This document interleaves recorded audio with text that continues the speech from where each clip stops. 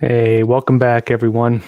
All right, so some big updates tonight. We're going to go into, some of Trump's new speeches coming out and actually starting to do things now. It seems that, like I was suggesting, Trump was kind of laying low during the impeachment. It now seems to be the case that he's going to begin having again this very public face. Also, news coming out, Kamala Harris, the vice president, has actually been playing the role of president to some extent, making phone calls to foreign leaders after Biden allegedly goes to sleep, meaning that Biden is basically signing these executive orders and so on, which he typically does. He's not going to be writing himself. And Harris is playing some of the foreign relations role that a president would normally play. I'll be going into that also. Also talking about what's happening with Nancy Pelosi, saying that she's going to start a 9/11 style commission to investigate the Capitol breach, and also why that is concerning because the scope of that investigation could actually avoid some very key areas that she herself may actually have been caught up in. Now, I'll be explaining quite a bit of this going into it as usual, folks. If you have questions, leave them in the chat. I'll try to get to them. And yeah, good seeing y'all here. Yeah, I did get a haircut, those of you noticing. Yeah, good seeing y'all, folks. This is from Judith Jakim. He said, good morning / evening. Good to see you. He said, Viv B said, hello from Minnesota. Yeah, yeah, good seeing y'all here. Hey, from Illinois. Kelly Vallalonga. Yeah, thanks for being here, everyone. All right. Yeah, Beth Coddington, good to see you as always. All right, folks, let's start off with what's happening right now with Kamala Harris, because I'm sure you've maybe seen the article on this or heard about it. Let's go into it. Now, this is Epoch Times. It says, Harris takes customary role of president by calling several heads of state, meaning, again, that Kamala Harris, although she is the vice president, is playing to a degree the role of president right now. And if we step back a bit, this was hinted at before. I know Biden had a few slips where he kind of joked, and who knows if he was joking or serious, saying that he might, pretend he has a health problem and step down so Harris becomes president. And he's referred to her, they call it the Harris-Biden presidency. They've called it this as well. But he's also talked about giving her some kind of special role. Now, whether this is the role he was discussing or it's something else, we'll have to see. But here we do see her playing the role of president. Let's go into it. It says, Vice President Kamala Harris has recently called multiple heads of state, a task that is normally done by the president. Harris spoke with French President Emmanuel Macron on Monday, the White House said. And Harris, quote, according to a readout, she, quote, expressed her commitment to strengthen bilateral ties between the United States and France and to revitalize the transatlantic alliance. And she and Macron, quote, agreed on the need for close bilateral and multilateral cooperation to address COVID-19, climate change, and support democracy at home and around the world. It says they also discussed numerous regional challenges, including those in the Middle East and Africa, and the need to confront them together. Now, there was no mention of President Joe Biden. And Harris also wrote in a tweet explaining some of what they discussed. Now, Harris also had a call with Canadian Prime Minister Justin Trudeau early this month, and basically discussed some of the same things, the virus, jobs, and so on.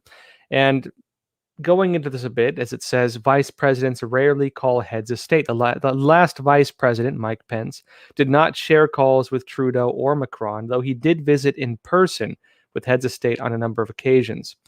The White House didn't respond to requests for comment on this.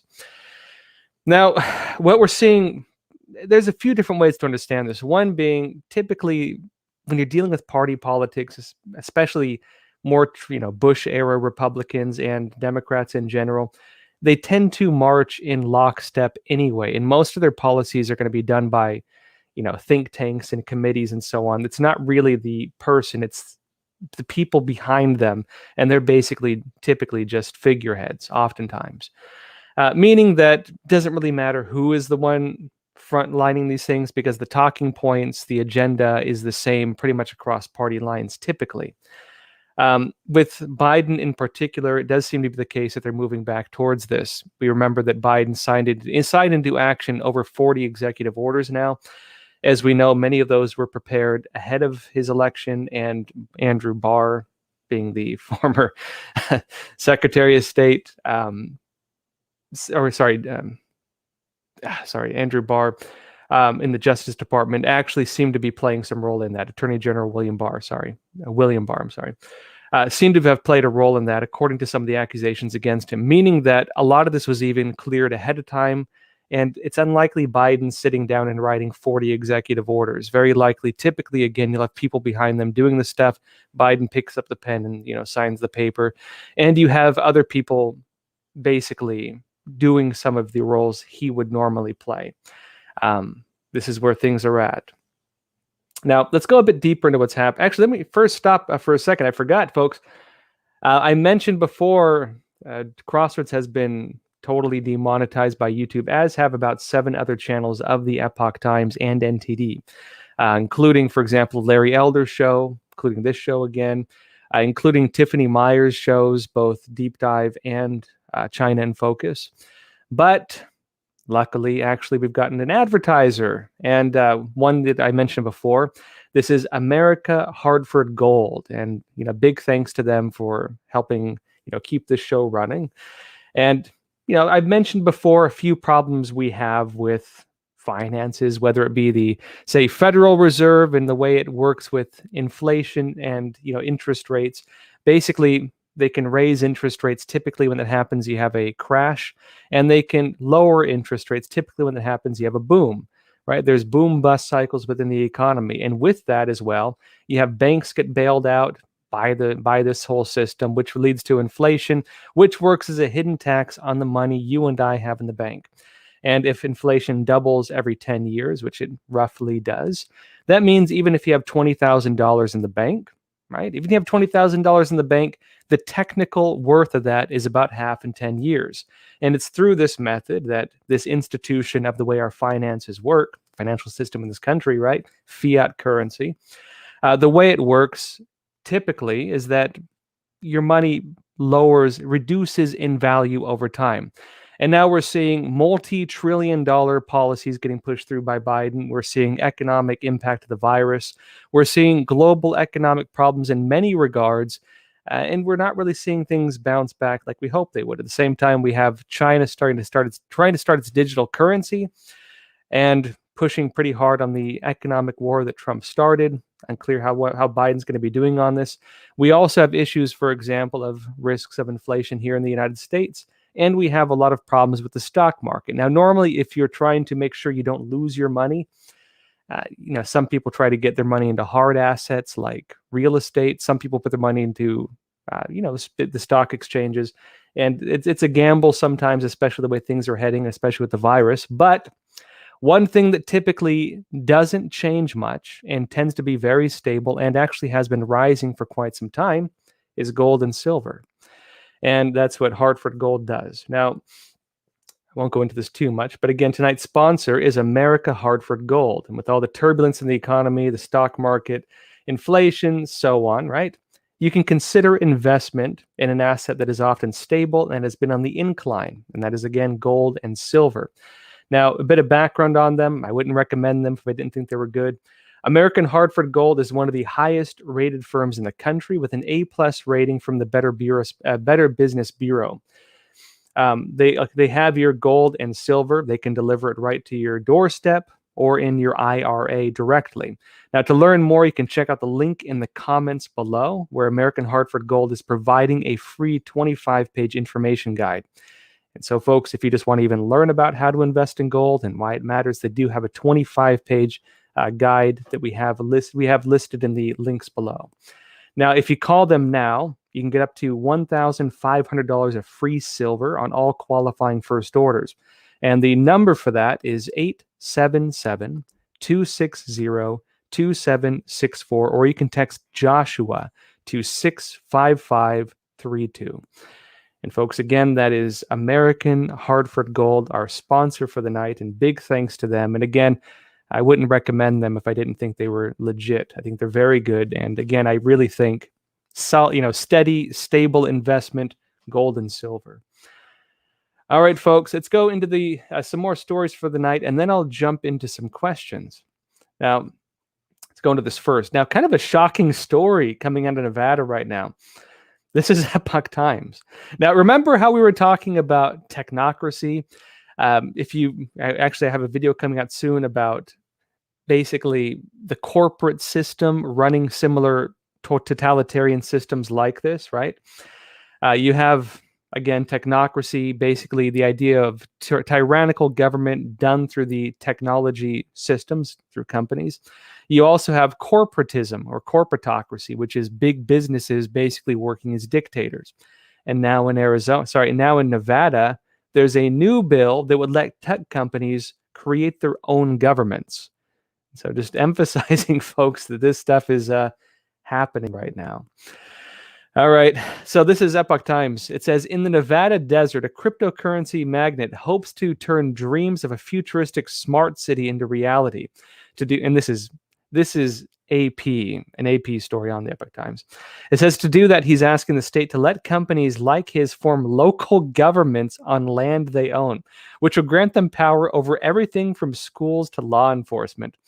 So, folks, if you've ever wanted to live in, Facebook land or, Twitter land, now is your opportunity, because in Nevada, they may pass something like this.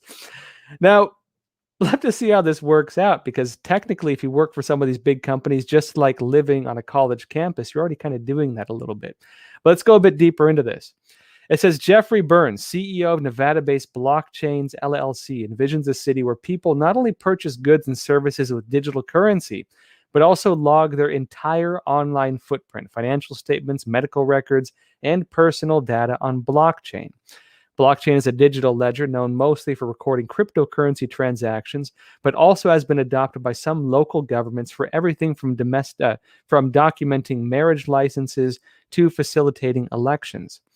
Now, this company wants to break ground by 2022 in rural Story County, 12 miles east of Reno. And it's proposing to build 15,000 homes and 33 million square feet of commercial industrial space within 75 years. Quite a while, but hear me out. Now, Burns, whose idea is the basis for draft legislation that some lawmakers saw behind closed doors 2 weeks ago, said traditional government doesn't offer enough flexibility to create a community where people can invent new uses for this technology. Now, imagine living in a city basically run by your favorite corporation, whatever that corporation may be. Disneyland, imagine like a Disney city. Imagine a Facebook city. Imagine a Google city. Yes, Skynet, someone's mentioning. Now, there's concerns to this and possible benefits to this. Now, on the concerning side, again, you have the issue of, basically cities not based on constitutional rights, not based on the normal, maybe they'd still have it in the US, but how long would that last? But not based on conventional law enforcement and so on, but instead based on some type of corporate interest. And you would be living essentially in a corporate, institutionalized, megacorp city, basically. Pretty much any dystopian sci-fi movie you folks have watched would play on that same concept. Now, how that would work, I'd say it would be very concerning. It would be a bit ironically like feudalist Europe, where you have land owned by a certain local knight who runs the local farms and so on, and people on his farms work for that individual. The history of lords and ladies, and you can be a peon within the new corporate empire, basically is what it's doing. On the possible brighter side, and again, if they can create their own laws, there's all kinds of weird stuff you can do by manipulating laws. Now, on the brighter side of this would be if folks like you and I could register our own corporations still, which you can right now, and basically create your own micro nation on your own property and create your own laws and create your own standards and basically have literally a micronation. Now, we'd have to see how this actually works out, because very likely if they did do this, it would bring into question a lot of constitutional issues. It would bring into question what are the requirements for a corporation to establish a country. And it would also bring into question the ability of folks like you and I to register our own corporation and create our own laws. Personally, I wouldn't mind that last one to some extent, that I could make my own property, my own country, and I could, legalize all firearms and, do whatever I want. All free speech is legal, and I have the sole right to sue any corporation that says otherwise. Yeah, we'll have to see how this goes. The concerning part of this is that very likely that side of it wouldn't actually happen. Very likely what would happen is they would have strict requirements for registering corporations as governments, essentially, and still maintain systems to manage them from the federal level, and at the same time have systems that restrict folks like you and I from building our own micronations and establishing our own laws. And even if that happened, you could only imagine the wild nature you would have, where going into your neighbor's yard might put you under a completely different system of law that you would probably have to figure out if you wanted to navigate, basically moving from one place to the next. Essentially, what this would bring about is either total chaos on one side or total technocratic tyranny on the other side. This is the way it's basically heading. Let me go over one more story and then we'll jump into some questions because there's been some other updates on this. Now, I mentioned that Trump is coming back into the public scene. And basically, as I was mentioning before, I really think Trump didn't want to say anything. He was laying low because basically anything he said or did while they were putting him on trial, right? While they were putting him on trial, not even a normal trial, but a Senate trial in this case, anything he said or did during that time would have been used against him within that system. And so Trump was limiting his public statements. He was limiting his public action. Nobody was really hearing anything he was doing. Now that he's been acquitted, he's not being, impeached fully. Again, they voted to bring it to the trial. He won in the trial, so he's technically not finished being impeached, meaning he can still run for president and so on. Now, Trump has re-emerged on the public scene. Here's Epoch Times on this. It says, Trump says GOP won't win with McConnell, plans to back MAGA primary candidates. And you might remember we talked about Mitch McConnell talking about going to Trump and asking Trump to back the Republican Party. What this shows is that Trump is not breaking ground. He's saying, no, I disagree with everything you've done just about, and I'm going to recreate the Republican Party without folks like you in it. And this is the way things are heading. Pretty much what it seems to be the case is the future of the Republican Party is really the party that Trump made it into. And there was a big question of how the Republican Party would change after Trump. Would the Republican Party, for example, go back to the Bush era stage of things and revert back to how things were during Bush? Or will the Republican Party move towards what Trump has made it into? And Trump, by taking these new moves, is making it so that this is still the movement that Trump started within now the Republican Party. Let me go into this a bit. It says, former President Donald Trump, in a strongly worded statement, criticized Senate Majority Leader Mitch McConnell's leadership and said the Republican Party won't be successful in the future with McConnell at the helm. The former president's statement, which was released through his Save America PAC on February 15th, blamed McConnell for the GOP's 2020 loss of the Senate majority. He asserted that McConnell's move not to support calls from Democrats and Trump for a $2,000 stimulus payment was weaponized by Democrats who promised the checks to voters if they won the January 5th runoff elections in Georgia, which it doesn't look like most of us are going to get now. We'll have to see how it works, but they're trying to put income caps on it, and we'll have to see where that actually ends. It was going to be roughly $75,000. If you're under that, you get one. Now they're moving it to, I think, $55,000. We'll see where it keeps going from here. Now, going into this is according to Trump's statement. Trump said, quote, "We will never do what needs to be done or what is right for our country. Where necessary and he will never do what needs to be done or what is appropriate for our country," referring to Mitch McConnell. "Where necessary and appropriate, I will back primary rivals who espouse making America great again and our policy of America first." And Trump said, quote, "We want brilliant, strong, thoughtful, and compassionate leadership." And Trump continued, quote, Then came the Georgia disaster, going into some of what McConnell has done. He said, then came the Georgia disaster where we should have won both U.S. Senate seats. But McConnell matched the Democrat offer of $2,000 checks with $600. How does that work? It became the Democrats' principal advertisement, and a big winner for them it was.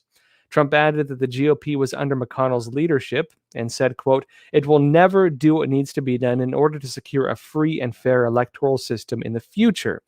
And added the Republican from Kentucky, Mitch McConnell again, quote, has no credibility on China because of his family's substantial Chinese business holdings. Now, I won't go into everything. I won't read Trump's whole letter. It's not that long. It's a bit long, but not that long. It's actually very strongly worded. It's the kind of stuff you would expect Trump to have previously posted on Twitter, but now that he's banned on Twitter, he's writing more longer, well thought out notes like this. And he really slams McConnell pretty hard at that. Now, what does this mean going forward? It means the Republican Party and about roughly 75%, allegedly, you never know how these polls work, but roughly about 75% of Republicans want Trump to basically lead things. They want Trump, meaning that if Republicans don't align with the party Trump has created within the Republican Party, the new Republican Party, then pretty much they're losing their future within the party. This is becoming Trump's party, not McConnell's party, and not what they were during the Bush era. The nature of the Republican Party is changed. And Trump is going to be looking to push out through the election system and voting these different officials who don't align with the Make America Great vision, and voting in people and helping promote people who do align with that. Now, what does this mean?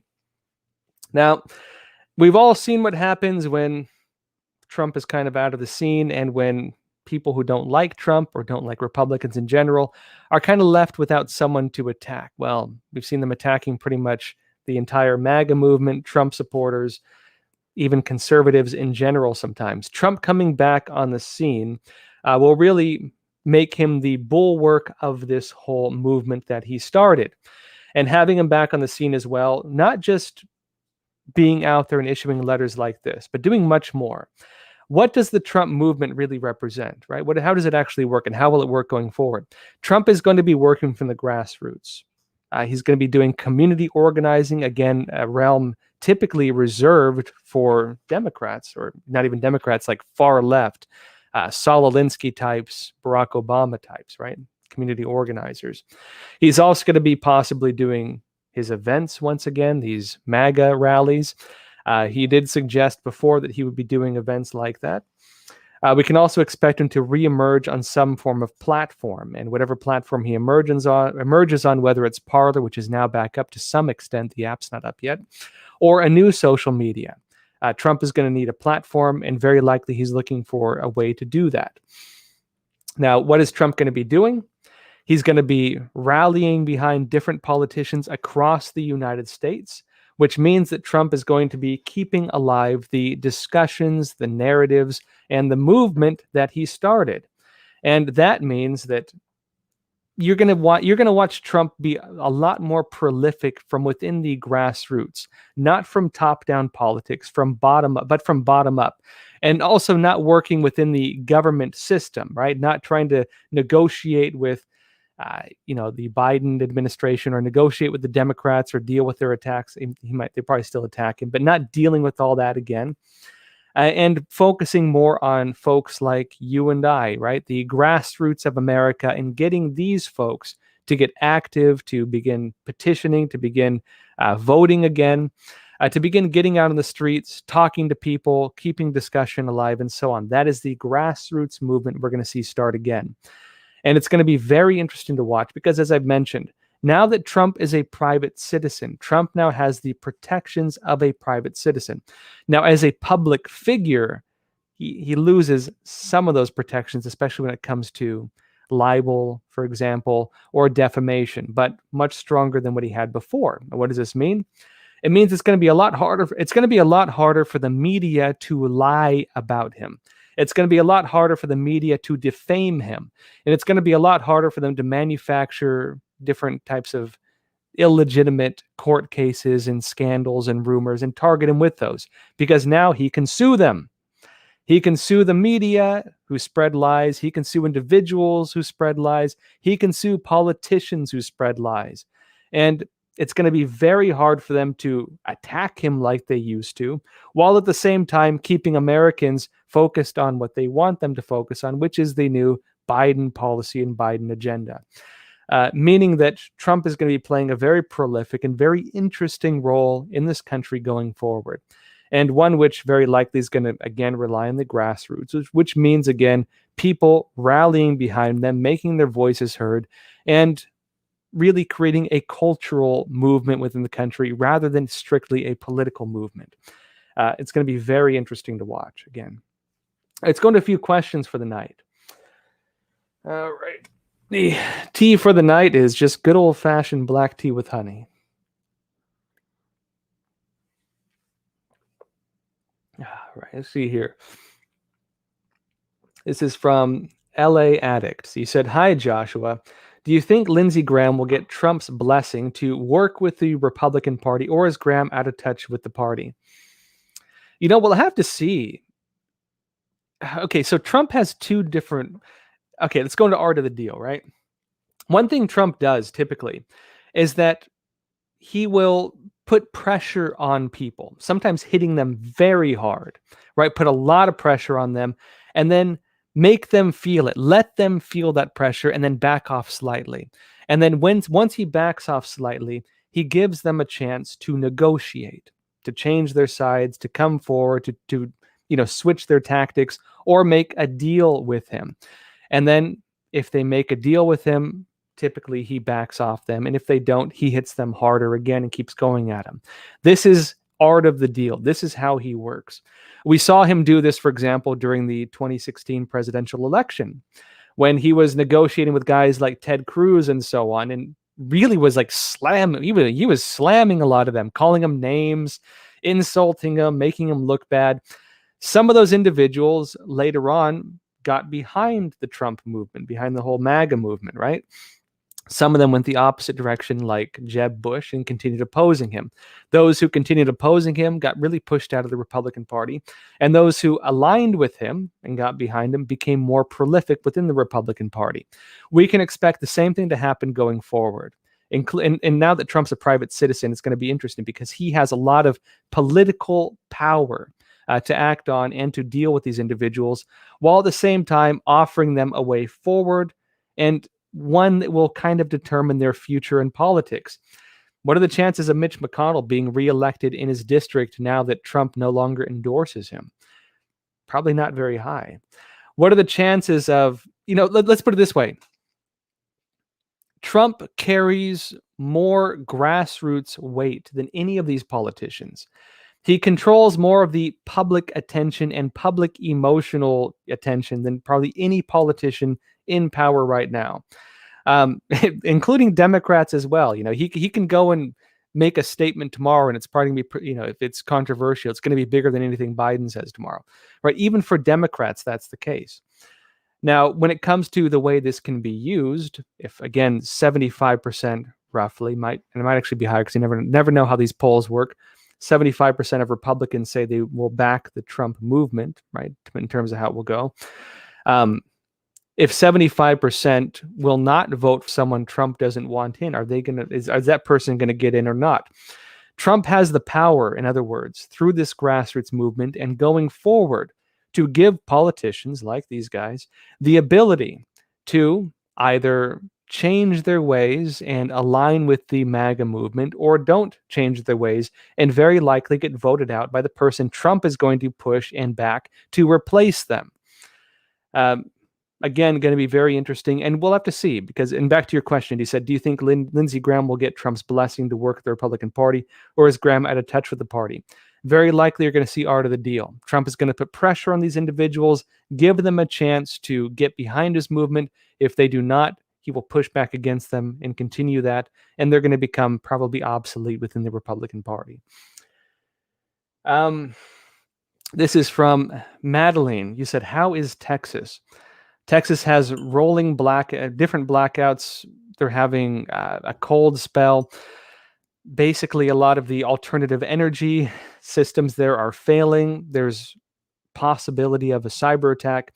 There was the apparent cyber attack possibly from China hitting their energy grid.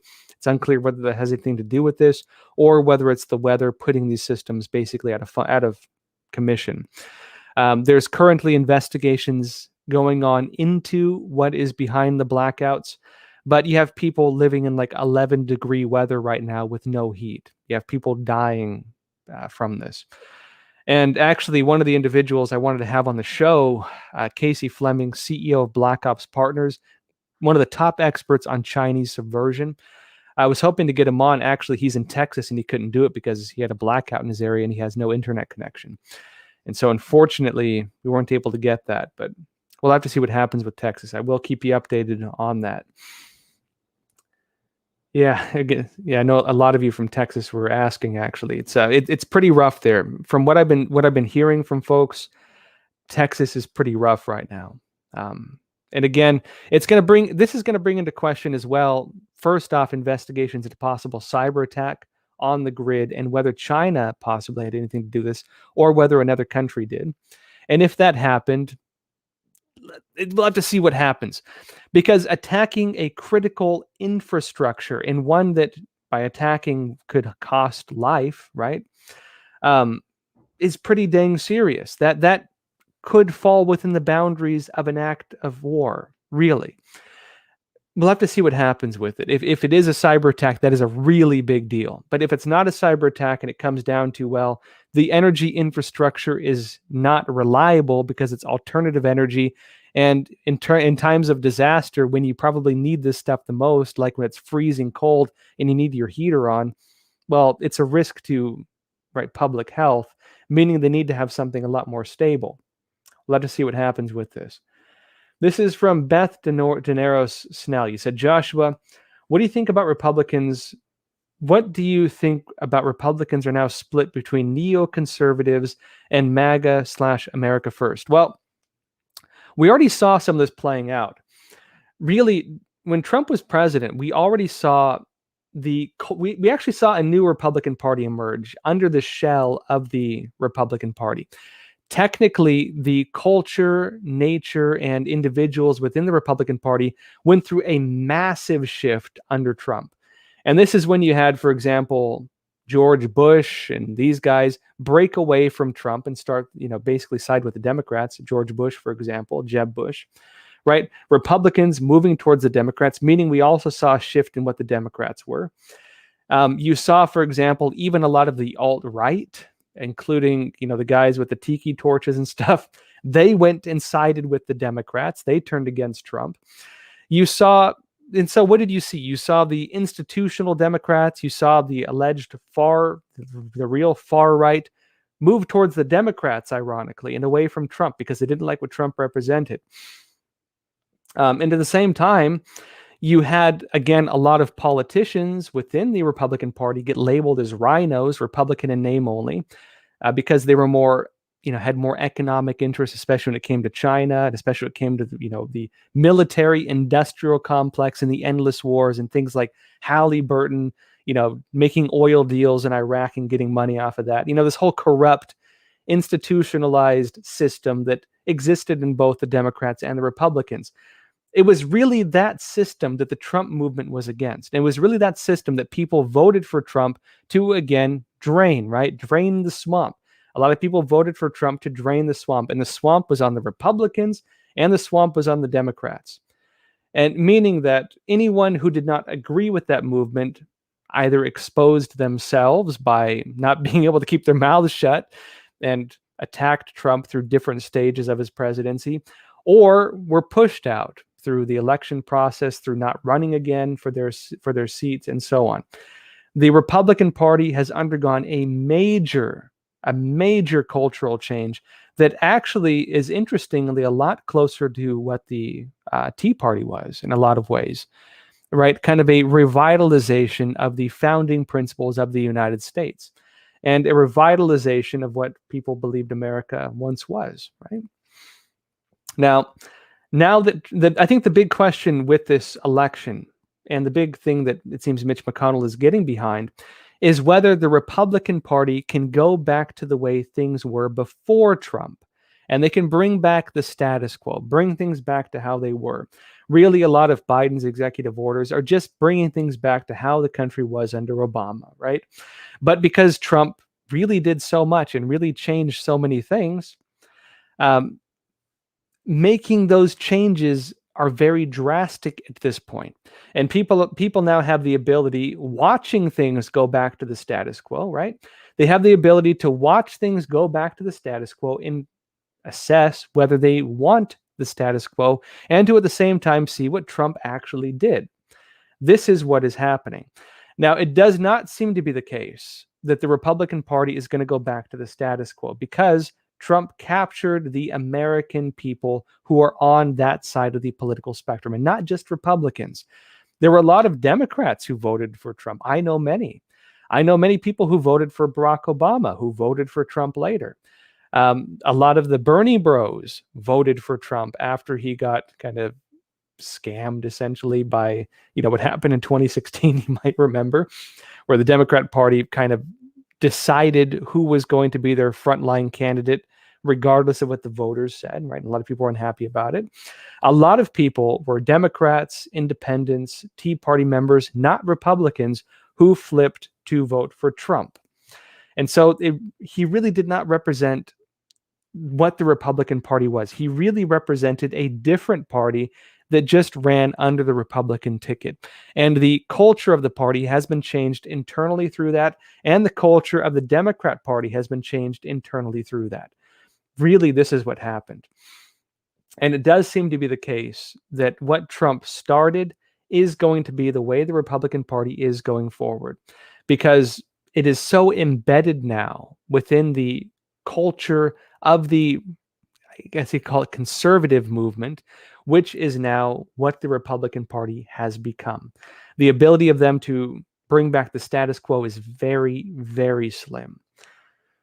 Oh yeah, this is from Liz Lovegood. He said, I think the MAGA movement is stronger than the Republican Party. That's true. Again, according to the polls, and polls, honestly, I don't take them as being really that accurate. According to the polls, about 75% are MAGA movement rather than just Republican, meaning that they have overtaken the Republican Party from within. And he said Trump had a lot of Democrats voting for him in this past election. True, yeah. I know people personally here in Massachusetts who voted for Trump simply because of his stances on the armed forces and the defund the police movement. We need to stop looking at what divides us and focus on what unites us. Actually, I've seen a lot of Democrats, and I know a lot of Democrats who said that. A lot, keep in mind too, a lot of people were Democrats when they were younger, and as they got older, they changed as well, even though they didn't really switch parties. You have a lot of those as well. A lot of people would even say, I did not leave the Democratic Party. The Democratic Party left me, because they've been pushed further and further left, right? And a lot of conservatives had also been disenfranchised with the Republican Party because they realized there's a whole lot of cronyism going on, right? A lot of people would argue we don't even live in a capitalist country anymore. We live in a cronyist country. We have cronyism, right? There's a lot we can go into with this. Let's see. This is from Edward Holsey. You said, Mr. Philipp, I contacted Epoch, no answer. That's weird. Usually they're pretty responsive. He said, how does one obtain bulk Epoch newspapers? I have a newsstand network here in Philly. Also, the Epoch admission program really works. $10 for every email subscription. I made $30 today. Oh, great. Try and get in touch with them again. It's bizarre if you weren't able to get in touch with them. They're usually really responsive. Send an email through one of the channels, or even just send it to my channel, and we'll make sure it gets through. All right, folks, let's go into one more question, then we'll go deeper into these stories for the night. This is from VV. He said, how many deaths from the vaccine? Epoch Times reported 55 last month. People are claiming over 500 deaths in the U.S. Any updates? It's really not clear, because the way that they try to classify what constitutes a death caused by the vaccine is a bit funky. Because you could, it's complicated, right? The same thing with how they classify deaths from COVID, right? The CCP virus. How did they classify deaths from the virus? If you died from like a heart attack, but you had the virus, you could have been classified as dying from the virus. And so the virus death numbers were altered in a certain way, right? If you died from other health problems, but you had the virus, you technically died, right? In terms of how they classified it, you technically were registered as having died from the virus, meaning the numbers were inflated. And it's unclear whether they're doing that as well with the vaccine. How do you determine if they died from the vaccine or from underlying health problems that the vaccine may have triggered? Now, one of the problems we have in this country is that basically the way big pharma works, and I know people, maybe less so these days, I know people are, the vaccine debate is really divisive, and it's divisive on the Republican side and the Democrat side. It's a nonpartisan divisive issue. You'll have people on both sides of the line who get really up in arms about it, right? My problem with the way it works is, look, you're dealing with massive pharmaceutical corporations that don't have a lot of personal liability on what they do. And there's a big corrupt system in terms of how they make profits. There's a big corrupt system in terms of how they approve drugs. There's a big corrupt process in basically keeping research programs going indefinitely without really ever wanting to create a cure, because as soon as they create a cure, they lose their money. There was a Nobel Peace Prize winner, I believe his name was Kary Mullis, who wrote a book called Dancing Naked in the Mind Field. That actually documented a lot of how this stuff works. Great book, actually. I actually read it when I was a kid.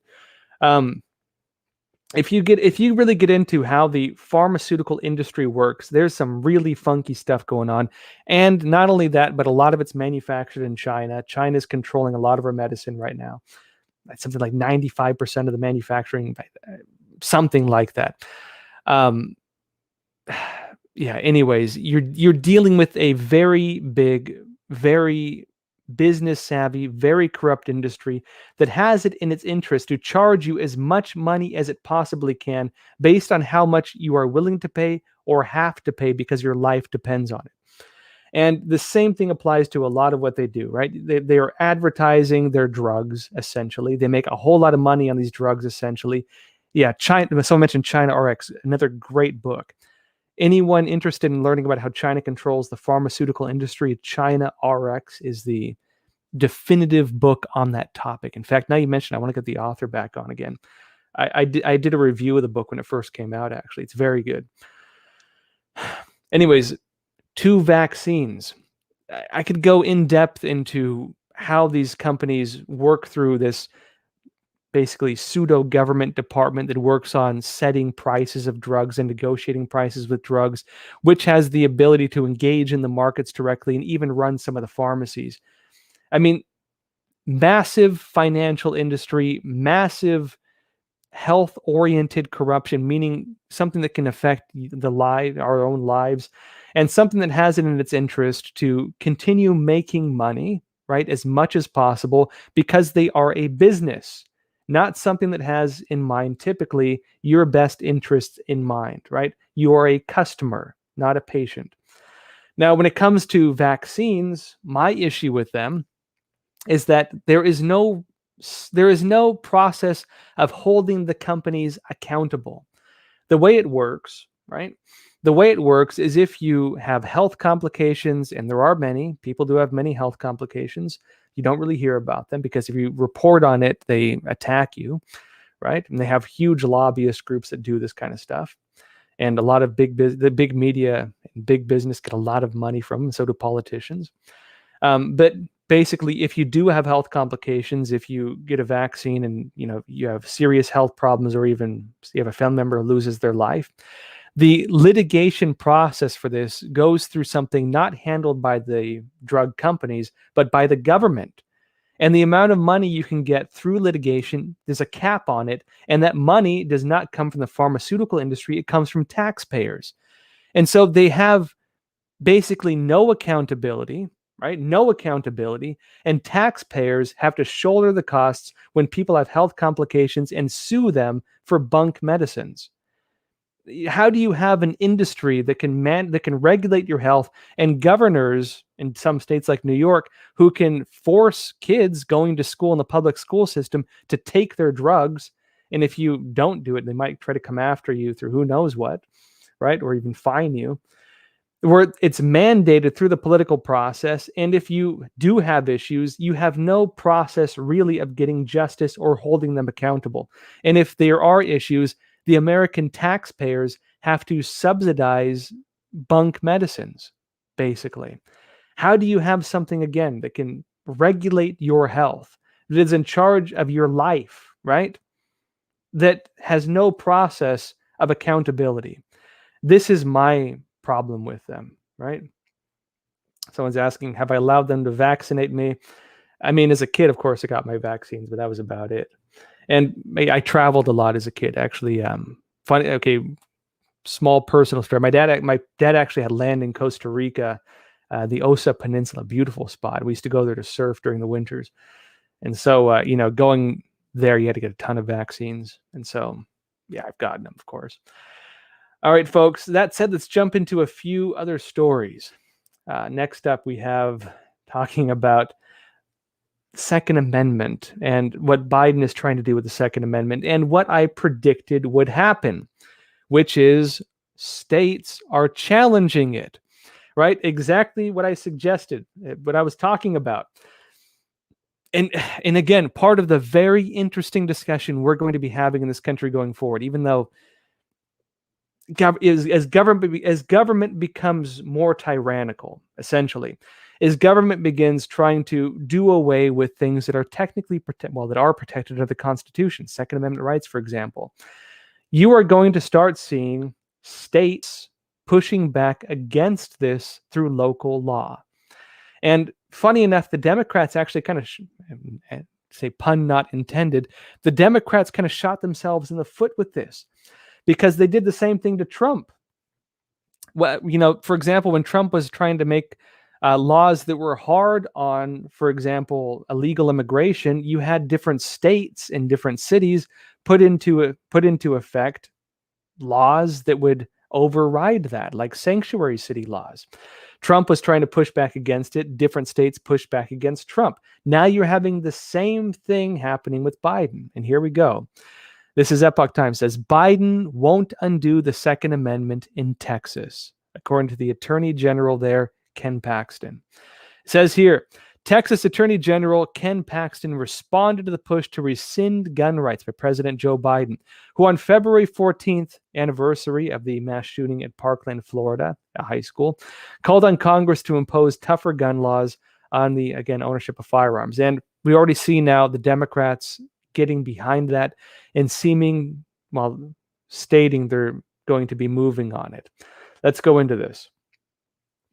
Now, Paxton wrote in a tweet, quote, "The Parkland shooting 3 years ago was an act of unspeakable evil, but Democrats cannot be allowed to use this tragedy as an opportunity to cram down unhelpful and unconstitutional gun laws."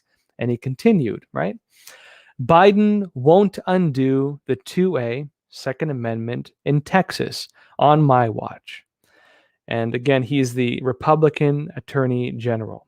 Now, February 14th marked 3 years since former Marjorie Stoneman, Douglas High School student Nicholas Cruz, opened fire at the Parkland, Florida campus, killing 17 people and leaving another 17 wounded. Now, Biden took the opportunity to call on lawmakers to enact what he called common sense gun law reforms. This includes background checks on all gun sales, which is in place in a lot of places already, eliminating immunity for gun manufacturers, which is a very extreme move, and banning what he calls assault weapons and high-capacity magazines. Now, some of these we've already seen implemented in a lot of places, like background checks, like limits on the amount of rounds you can fit into a magazine legally. The new piece of this, and the biggest one, well, one of them would be banning what he calls assault weapons, because a lot of Americans own what would be classified as assault weapons, and technically there's no solid definition for what an assault weapon is, technically, meaning that they can manipulate that very scary sounding keyword, right? Weapons of war, to classify guns as they see fit within that description. And how are you going to regulate that or ban them when many people already own them without having to do gun grabs, which is what a lot of Republicans have been concerned about for a very, very long time. The other big issue you have, right, is where he talks about eliminating immunity for gun manufacturers, meaning that if people commit crimes with guns, they can be held legally liable, possibly, for that. Let's see how they do the laws. Which means, what happens if gun manufacturers face lawsuits across the country? If victims of gun crime, if politicians who don't like it or even activist organizations start targeting them with lawsuits, what's going to happen? They're going to rapidly go out of business. That's what's going to happen. And if they're going to restrict gun sales to like maybe just law enforcement. What's going to happen with that? Two things. They're going to stop selling guns, meaning that they will have effectively banned guns successfully in the United States, while at the same time creating laws that allow them to go after people who own what they classify as assault weapons, meaning gun grabs. Meaning that essentially through this common sense gun control standard that he's discussing, technically they would be banning the creation of new firearms within the market, meaning they would be banning guns and begin the process of seizing from Americans some firearms. That is what this is suggesting. Now, a few different parts on that. The other side that you would see happen, well, very likely you would have a new black market for firearms startup. I guarantee you any drug cartel currently selling drugs across the United States, which are illegal and still very easy to find on the streets, would very likely begin selling guns through the exact same smuggling channels they've already developed, meaning that buying illegal firearms would be about as difficult as buying large quantities of illegal drugs, meaning that many criminals would very likely still have access to them, people who are tied within that entire criminal network, right? Who have access to that criminal network, which means, well, very likely we would be in a very similar state to what has happened in many other countries in the world that have done this, like Brazil, like Mexico, like many others. And yes, people say, oh, well, don't the guns from Mexico all come from the United States? Total media lie. First off, the analysis that a lot of media cite for that was based on one catch of guns that was analyzed. But if you actually look into it and read into it, and I've written about this, most of the guns come from China that are used in Latin America, namely China's gun manufacturer, Norinco. And they've been called out for this, or through, Fast and Furious and things like that, where, hey, actually, yes, looks like America was, their guns were coming from America, but our government was involved in the gun sales. Funny enough, the administration that Biden was part of under Obama, right? Fast and the Furious. Everyone remember that?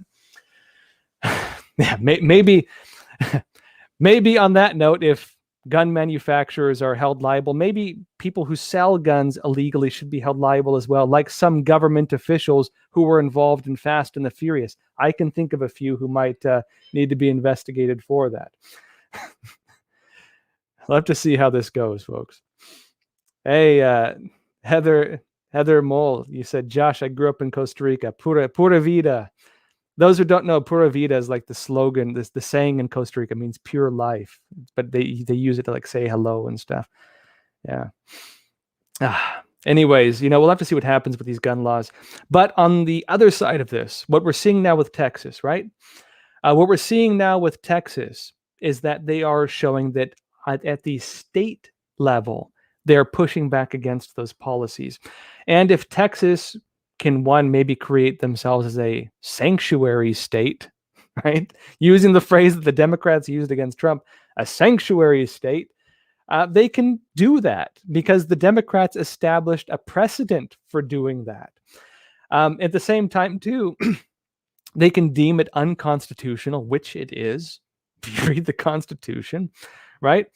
They could say it's unconstitutional, and as politicians sworn to protect the Constitution, they are not going to enforce it, right? Now, when it comes to them restricting gun manufacturers, what's going to happen? Very likely gun manufacturers are going to flee to Texas and hope the Texas courts maybe restrict gun sales within Texas or other states that join along with them. Maybe you'll have a few gun sanctuary states. That could happen. You could also have the possibility as well that not only do they declare themselves gun sanctuary states, but they fight back through the courts to deem this unconstitutional. And we'll have to see what happens with the Supreme Court, but technically there are more Republicans and Democrats in the Supreme Court unless Biden packs the court, which he might. But regardless of how this goes, yeah, Molly, you're mentioning shall not be infringed. That is right, according to our Constitution. They shall not be infringed, meaning they're violating the Constitution possibly by passing laws like this if they actually do it. We'll have to see how they do it. But again, this is going to enhance the debate we have in this country about federal law versus state law, especially when federal law begins violating constitutional law. That is going to be the discussion of this country. And also, don't expect guns to get banned anytime soon. And also expect different police across the country to either not enforce these laws because they deem it unconstitutional or too much of a risk to themselves because they're not going to go to people's houses and seize their guns if they believe it's a threat to their lives, very likely. And also because they're not going to support laws that they have sworn to uphold under the Constitution. All right, let's see here. I want to go over just a real quick one on this. There's another story. Rocket fired from Iran. Iran-backed militia kills U.S. contractor, wounds U.S. service member in Iraq, according to the coalition. What are you seeing here? You're seeing individuals demonstrating an interest of basically reigniting the conflict in Iraq. Now, typically, interestingly, does anyone ever notice a pattern with these things? That whenever, going back the past 4 years, whenever Trump started talking about pulling troops out of Iraq or Afghanistan, somehow within a couple weeks time span, there was a rocket attack or a terrorist attack, and then the media all got behind it and said, see, we can't leave the country now. Anyone ever notice the odd timing of that, right? Maybe somebody wants to keep us in these countries, continue fighting these wars, and continue, maintaining the military-industrial complex that a lot of these politicians make a whole lot of money from, right? Anyone ever notice the pattern in this? What we're also seeing here, though, is something interesting, which is that Iran is getting involved with this as well, right? Rocket fired from Iran-backed militia kills U.S. contractor, meaning that Iran now is very likely trying to get back involved in the scene of terrorism, something which we saw get quashed to a good degree by Trump because he would, for example, drone strike their generals if they were planning attacks like this, as we saw and as the media actually attacked Trump for doing. And also we saw that Saudi Arabia, United Arab Emirates were taking up greater roles within the region and really pushing back against the system run by Iran. And now the Biden administration is even debating and considering whether Saudi Arabia and Israel are necessary allies, meaning that they're looking on pulling out of that system, right? This new system to basically fight against terrorism that Trump built in the Middle East. And remember that Trump, when he met with the Prince of Saudi Arabia, anyone remember one of the big things he did with that? One of the big things he did with that got almost no media coverage was he set up a system within Saudi Arabia to let them fight against terrorism. He set them up to become a force to fight against terrorism. And setting that up paved the way, among many other things, the road to the peace deal with Israel, and also dismantled a lot of the influence that Iran had because their military, the Quds Guard, are in fact a subversive force that runs a lot of this.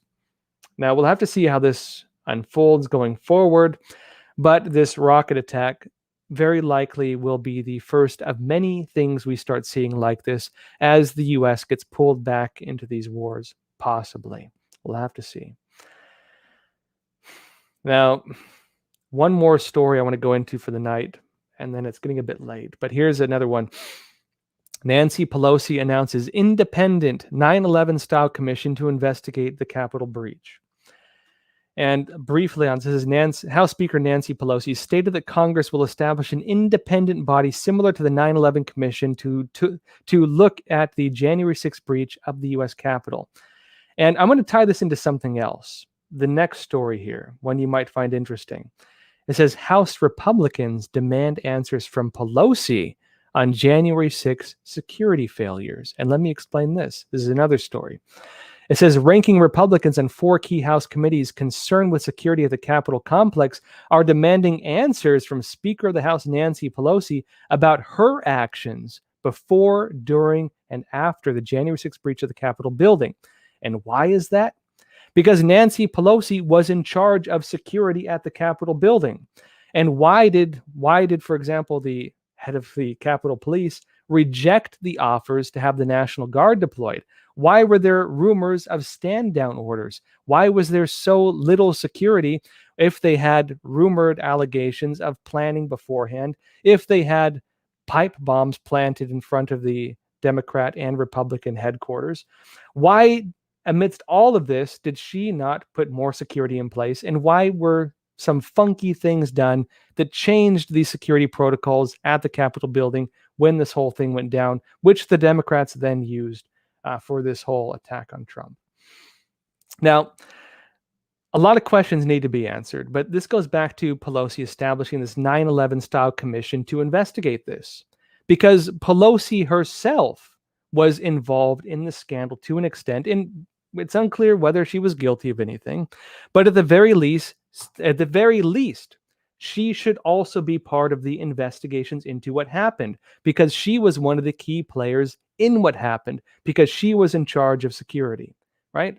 She was the one who was making the calls and should have been making the calls on security, meaning that she should be among the figures investigated if they do something like this, because any kind of investigation into the Capitol breach would include investigations into the security protocols and whether there were problems with that. For example, leading to people, officers, for example, opening up barriers and literally waving people into the building.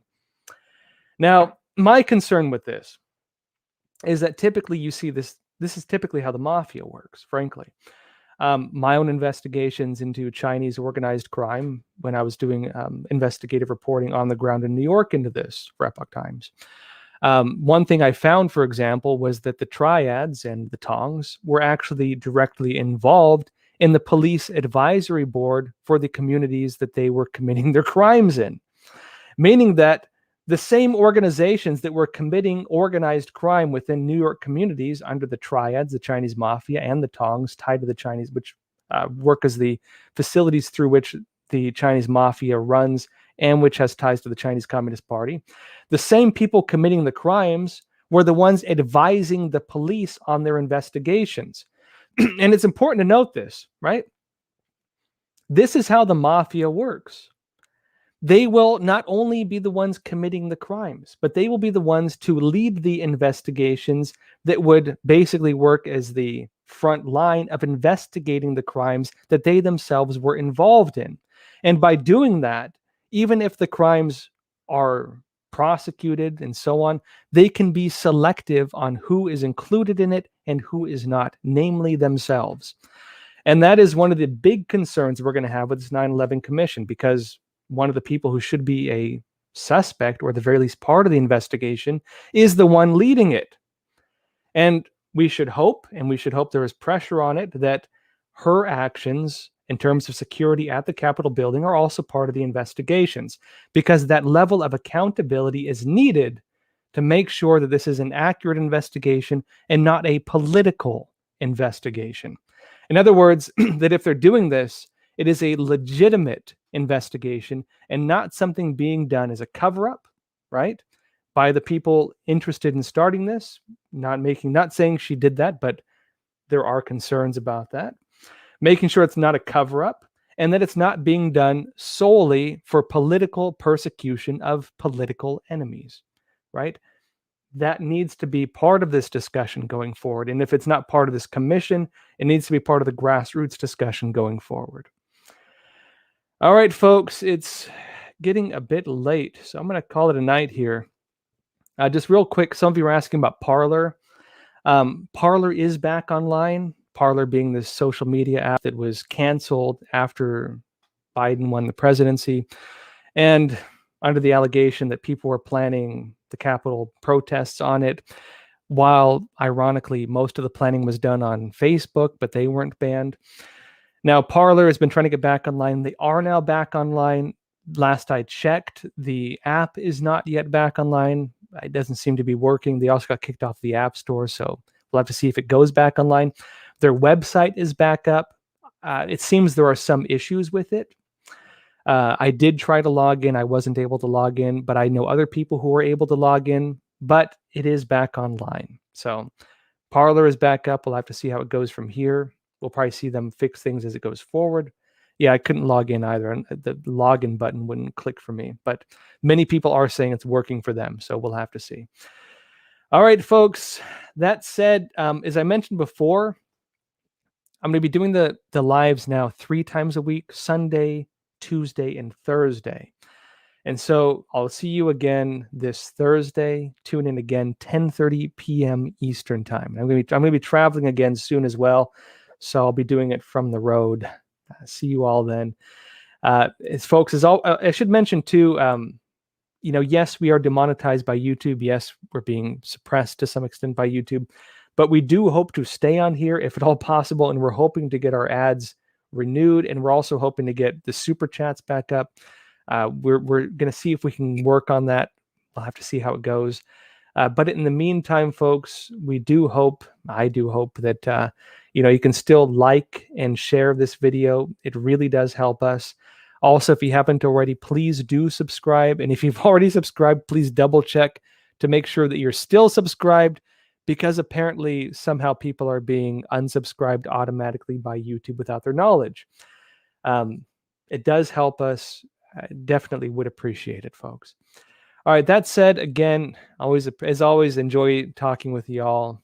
Really enjoy doing these, actually. It's quite nice. And as always, folks, please take care of yourselves. Of course, stay informed and stay free. Thank you. Americans gradually losing faith in the different institutions this country is built upon, including now the electoral system, and including now as well the systems of justice. Now, America, on both sides, people are concerned about the integrity of our country, the integrity of the systems this country is built upon.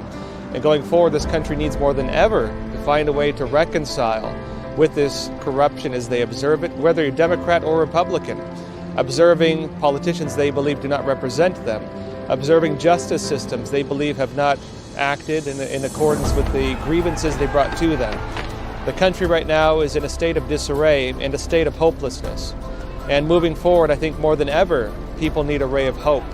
People need to realize and understand once again, and see proof of it, that the system represents their interests, that the representatives we have in these offices represent the American people and not personal interest, that the systems of elections represent the will of the people and not the will of a handful of individuals who may not be willing to hear information or be willing to look at information. The United States is in a very desperate state right now. And for the world as well, this goes even deeper, because America was the beacon of hope. America was the model of a free society. America was the system on which the image of a free and open society was built. And many countries look to the United States as a model for their own countries, their own model for what a free and self-governing people look like. That model is now being damaged. That image is now being damaged. And countries are now wondering what model to look at. As we go forward, the Chinese Communist Party very likely will use this. The Chinese Communist Party will very likely try to rebuild itself.